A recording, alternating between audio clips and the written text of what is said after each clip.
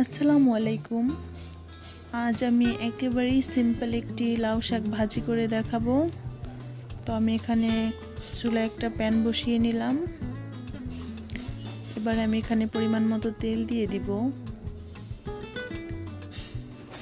আমাদের তেলটা গরম হয়ে যাওয়া পর্যন্ত অপেক্ষা করব। তেলটা গরম হয়ে গিয়েছে। এখন আমি এর ভিতরে দিয়ে দিব 3-4টা শুকনা মরিচ। আমি এখানে একটু ভেঙে দিয়ে দিব। শুকনা মরিচটা দিলে আলাদা একটা ঘ্রাণ হয় ভাজিতে। তো শুকনা মরিচটা আমি হালকা হালকা করে ভেজে নিব। তো এটাকে একটু লালচে করে ভেজে নিব। দেখতে পাচ্ছেন আমার মরিচটা ভাজা হয়ে গিয়েছে। এখন আমি এখানে কাঁচা মরিচ, রসুন কুচি ও পেঁয়াজ কুচি অ্যাড করে দিব এবং এটাকে একটু ব্রাউন করে ভেজে নিব।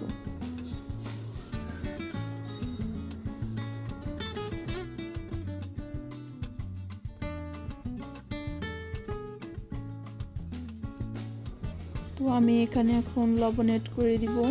যে যার স্বাদ মতো লবণটা ব্যবহার করবেন। এখানে আমার পেঁয়াজটা ভাজা প্রায় হয়ে গিয়েছে। তো আমি এই পর্যায়ে এখানে অ্যাড করে দিব আমি আগে থেকে এখানে লাউ শাক আর আলু একসঙ্গে মিক্সড করে সিদ্ধ করে রেখেছিলাম। তো এটাকে দিয়ে ভালো করে মিক্সড করে একটু ভাজা ভাজা করে নিব এটাকে।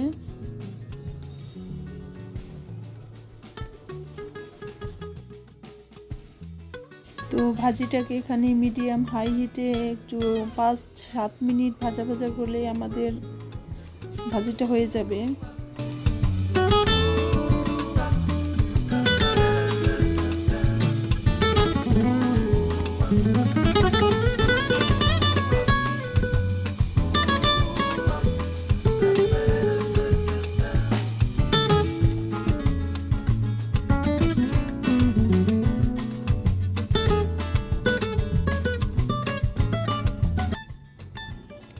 তো এখানে ভাজিটা না ঢেকে 5-7 মিনিট ভাজা ভাজা করলেই হয়ে যাবে। আমার এখানে ভাজিটা কমপ্লিট হয়ে গিয়েছে। এটা পরিবেশনের জন্য তৈরি।